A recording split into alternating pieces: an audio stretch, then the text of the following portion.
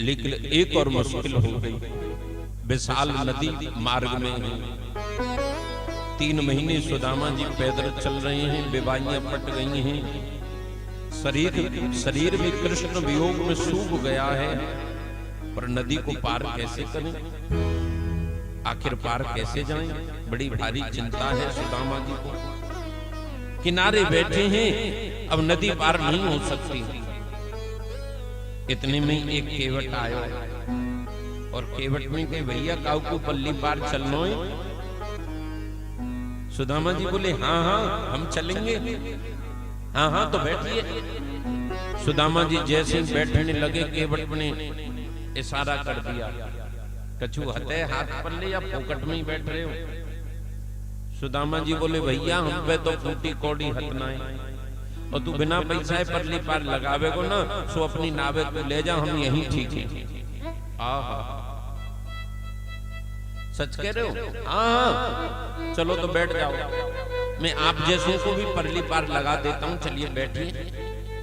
और सुदामा जी बैठे हैं और ये केवट ऐसे ऐसे देख रहे हैं। अब बहुत देर में तुम्हारे मैं देख तो रहूं, मान लिया मैं यही मैया मैं देख तो रहूं तो बुरा लगेगा, मैया हुए है ना, ऐसे देख। क्यों? क्योंकि ये केवट कोई और नहीं है, स्वयं द्वारकाधीश ही अपने मित्र को ले जाने के लिए केवट बनकर के कृष्ण आ गए। वाह भक्त वत्सल भगवान की, वाह भगवान की भक्त वत्सलता। और देख रहे हैं वारे सुदामा, दुनिया बदल गई लेकिन मेरो सुदामा नहीं बदले, आज भी वही है। और बहुत देर जब ऐसे है देखते देखते सुदामा बोलो, सुदामा जी बोले, अपने मोहे पल्लव को कर, ऐसे कहां देख रहे हो? पैसा ना दिए तो या को मतलब मेरे मोही माऊ देख तो रहेगो तू, चल चल चल नाप चला। केवट ने कहा, नहीं नहीं महाराज, मैं ये देख रहा था कि पहले इधर आपको कभी देखा नहीं, कहां जाना है आपको? बोले मुझे द्वारका जाना है। द्वारका को जो राजा है ना, वो मेरो लंगोटिया यार है, हम एक संग खेलते, एक संग पढ़ते। बोले महाराज क्यों झूठ बोल रहे हो? तुम्हारा मित्र और द्वारकाधीश। सुदामा जी ने कहा, क्यों तो न लग सके? तेने तो अभी ये लकड़िया की नाव चलाई है ना, तो कहा पता मेरे मित्र के बारे में। अरे महाराज तन पे नाए लगता और चल दिए कलकत्ता, तुम्हारा मित्र और द्वारकाधीश। क्यों महाराज झूठ बोल रहे हो? सुदामा जी ने जैसे ही कहा, बोले तू नाव चला, तेरी समझ में ना आवेगी। और केवट जैसे नाव चलाया, पल्ली पार सुदामा जी को उतारा। सुदामा जी बोले, भैया सुनियो, हाँ अभी यहां से और कितनी दूर है द्वारिका? बोले अभी 6 महीने और लग जाएंगे। और जैसे ही सुदामा जी ने सुना अभी 6 महीने और लग जाएंगे, सुदामा जी ने तुरंत उसी समय बोले, चल बाहर राग अपनी धर्मशाला, अब नहीं आऊंगा। कमाल करके डर दियो यार, मैं कोई धन पुत्र की कामना से तो आ नहीं रहा था, केवल मिलने की इच्छा थी। अब तो मिलना है तो मिल, ना मिले तो मर, मैं ना आऊंगा, तेरी गर्ज पर है तो तू आ। आहा, सुदामा जी सोए थे नदी के किनारे, और जब आंख खुली तो अपने आप को द्वारिका में पाया। जय श्री कृष्ण, जय श्री कृष्ण, जय श्री कृष्ण, जय श्री कृष्ण, जय श्री कृष्ण की ध्वनि निकल रही है। और द्वारपालों ने सुदामा जी को देख करके प्रणाम किया चरणों में और कहा, महाराज बैठिए।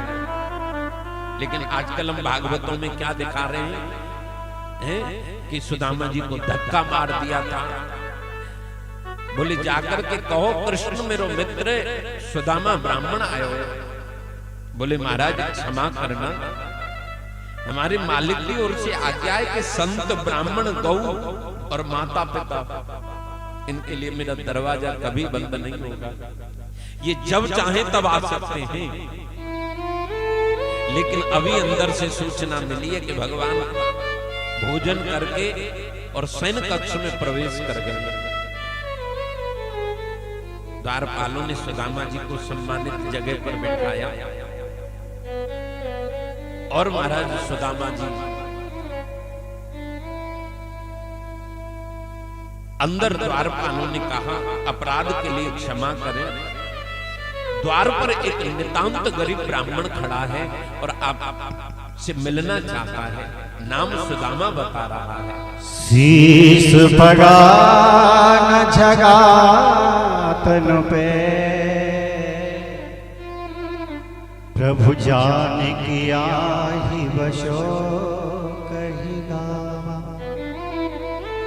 कि धोती फटी सी लटी दबटी,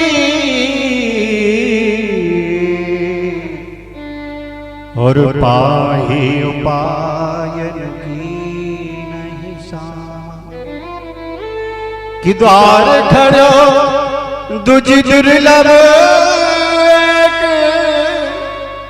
रहो छक सो बसिधा भिरामा, और पूछत दीन दयाल को धाम, बतावत आपनो नाम सुदामा। और भगवान ने जैसे सुना कि मेरा सुदामा आया है, महाराज जैसे थे वैसे चल पड़े। कहीं धोती खुल गई, कहीं बाजू बंद गिर गई, कहीं मुकुट गिर गया, और एक डोडी को पार किया, दूसरी डोडी को पार किया, तीसरी डोडी को पार किया, दौड़ करके और सुदामा जी को अंक में भर लिया। दोनों मित्र मिले, और बहुत देर तक मिले, बहुत देर तक मिले हैं। पता नहीं चल रहा है कि कौन कृष्ण है कौन सुदामा है। पकड़ करके स्वयं लेकर के आए। और देखिए ब्राह्मण जब घर पर आवे तो ब्राह्मणों के चरणों में लक्ष्मी होती है, तो ब्राह्मण के इसलिए पहले चरण धुलाए जाते थे। हाँ, श्री कृष्ण ने रुक्मिणी जी के लिए इशारा किया, जल लेकर के आई। ब्राह्मण आए हैं द्वार पर, तो रुक्मिणी जी ने जल लाने में थोड़ा विलंब कर दिया। श्री कृष्ण चरणों में बैठे हैं, सुदामा जी को सिंहासन पर बैठाया। अरे लाला ये तू ऐसे कहा कर रहे हैं? बोले चुपचाप रहे।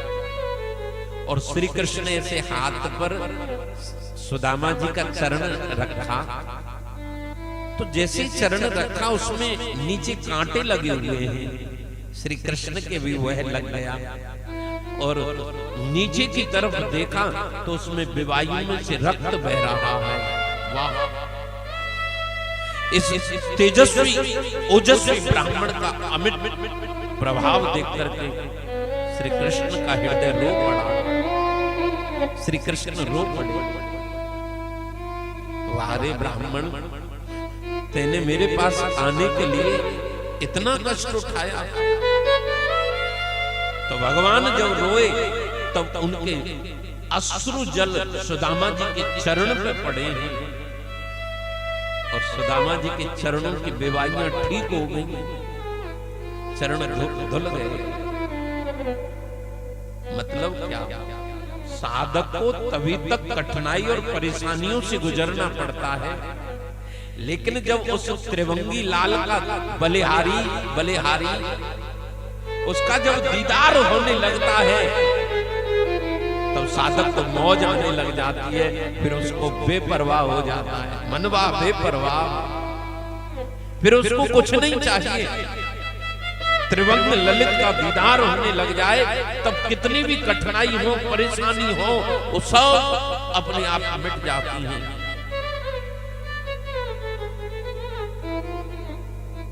रुक्मिणी जी जल लेकर के आई, जब तक तो चरण धुल गए। पंडित जी आए हैं, चरण छुओ। मैं रुक्मिणी प्रणाम करती हूँ, अखंड सौभाग्यवती भव। मैं मित्रविंदा प्रणाम करती हूँ, अखंड सौभाग्यवती भव। मैं कालिंदी प्रणाम करती हूँ, सौभाग्यवती भव। मैं मित्रविंदा प्रणाम करती हूँ, आयुष्मान भव। कृष्ण की 500 पत्नियां चरण छू करके चली गई।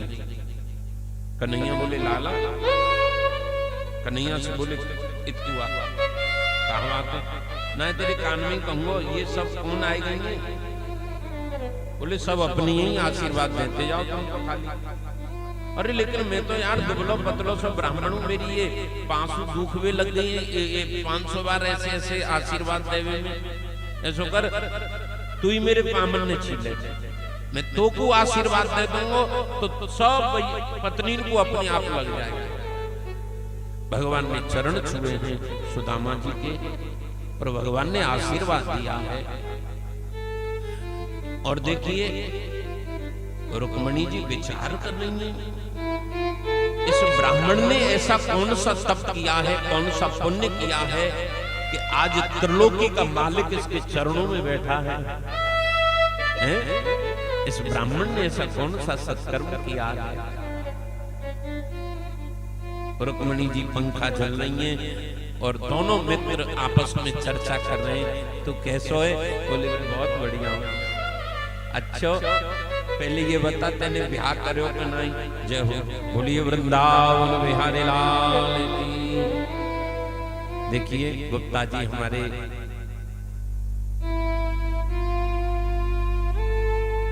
बड़े ही भावुक हैं और भगवत भक्त हैं।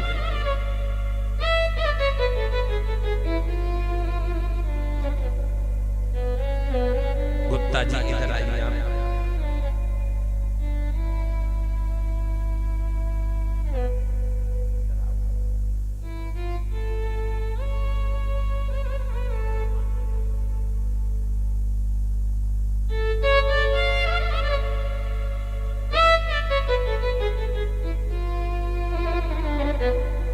एक बार गुप्ता जी के लिए जोरदार तालियों से बहुत बहुत साधुवाद।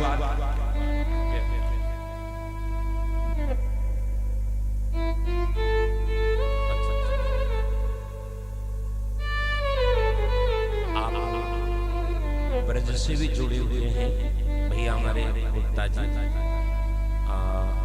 और आश्रम के आजीवन सदस्य भी हैं, और आपकी धर्मपत्नी भी आजीवन सदस्य हैं।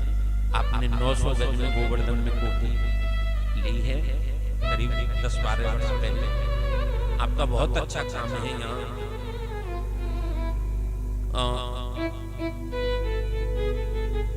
ऋतु गुप्ता जी कल क्या नाम बता रहे थे अपनी फर्म का? गुप्ता जी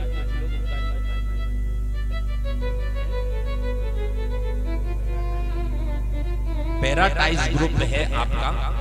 आप बहुत बड़ी संस्था, आप जो यहाँ बिल्डिंग बना रहे हैं, मेरी व्यासपीठ से बहुत बहुत साधुवाद।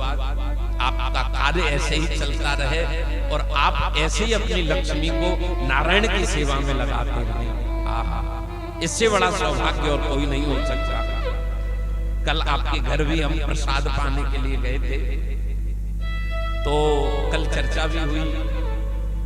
ठाकुर जी ने चाहा तो जल्दी से कुछ समय बाद लाइव टेलीकास्ट एक कथा का बना रहे हैं। 18 देशों में कथा रहेगी और वो कथा समर्पित करेंगे। ठाकुर जी कृपा ऐसी प्रेरणा हो रही है कि देखिए, मैंने कहा था ना बनिया बड़ी चालाक हो। प्यार से बोलो जय श्री कृष्ण। पता क्यों हो? क्योंकि अच्छा पत्नी पति की सेवा में लगे तो पत्नी को अच्छा लगता है। मान लिया पति ऑफिस से आए, बोले देवी जरा चाय बनाओ। अब देवी जी तो चाहती है चाय बनाना, लेकिन उसका बालक रोने लग जाए, तब क्या होता है? अरे तुम ही चाय बना लो, ये बालक रो रो मैं आए थोड़ा खिला लो। तो ऐसे ही हम बालक रो रो करके लक्ष्मी को अपने कार्यों में लगाते रहते हैं। लेकिन ऐसे चतुर सुजान चालाक व्यक्ति जो होते हैं वो अपनी लक्ष्मी को अपने कार्य में नहीं, नारायण के कार्य में